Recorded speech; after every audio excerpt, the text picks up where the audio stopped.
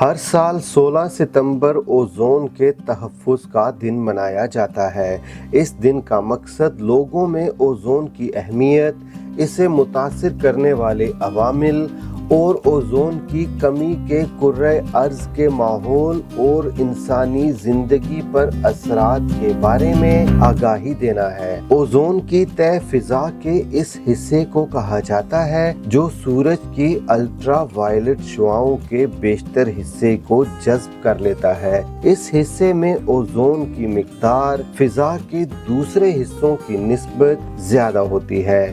یہ تہ عموماً 20 سے 30 کلومیٹر کی بلندی پر پائی جاتی ہے۔ سورج کی خطرناک شعاعیں سرطان، آنکھوں کے موتیے، قوت مدافعت میں کمی، زراعت اور ماحول پر منفی اثرات کا باعث بن سکتی ہے۔ اوزون کی تہ ان شعاؤں کا 97 سے 99% حصہ جذب کر لیتی ہے، جس کی بدولت زمین پر فلٹر شدہ اور بے ضرر شعاعیں پہنچتی ہیں جو ہماری زمین پر زندگی کو برقرار رکھنے کے لیے انتہائی ضروری ہے۔ اوزون کی تہ کو 1913 میں دریافت کیا گیا۔ فضا میں اوزون کی مقدار کو ناپنے کے لیے ایک آلہ استعمال کیا جاتا ہے جسے ڈوپسن اسپیکٹرو فوٹو میٹر یا ڈوپسن میٹر کہتے ہیں۔ پاکستان میں اوزون کی مقدار جانچنے کے لیے جولائی 1957 کے دوران کوئٹہ میں ایک ڈوپسن اسپیکٹرو فوٹو میٹر نصب کیا گیا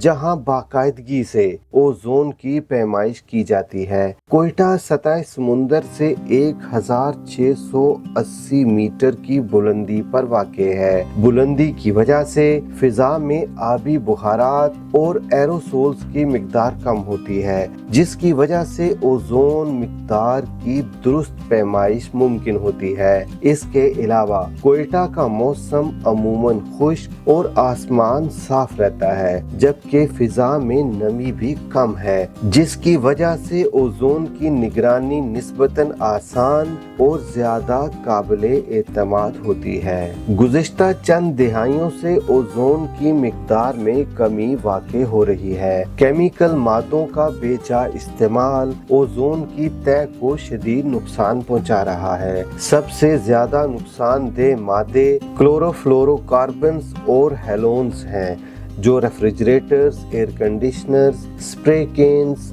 فوم بنانے والی مصنوعات اور آگ بجھانے والے آلات میں استعمال ہوتے ہیں۔ محکمہ موسمیات کے کوئٹہ آفس میں ڈوپسن اسپیکٹرو فوٹو میٹر پاکستان میں اوزون کی نگرانی کے لیے ایک قومی اثاثہ ہے۔ یہ آلہ اوزون کی تہ سے متعلق تحقیق اور پالیسی سازی میں مدد کے لیے نہایت اہم اور قابل اعتماد معلومات فراہم کرتا ہے۔ ہر سال 16 ستمبر کے دن اوزون ڈے منانے کا مقصد ہمیں قدرت کی طرف سے دیے گئے اس تحفے کی اہمیت اور اس کی حفاظت کی طرف توجہ مبذول کرانا مقصود ہے تاکہ آئندہ آنے والی نسلوں کے لیے زمین کے ماحول کو محفوظ بنایا جا سکے۔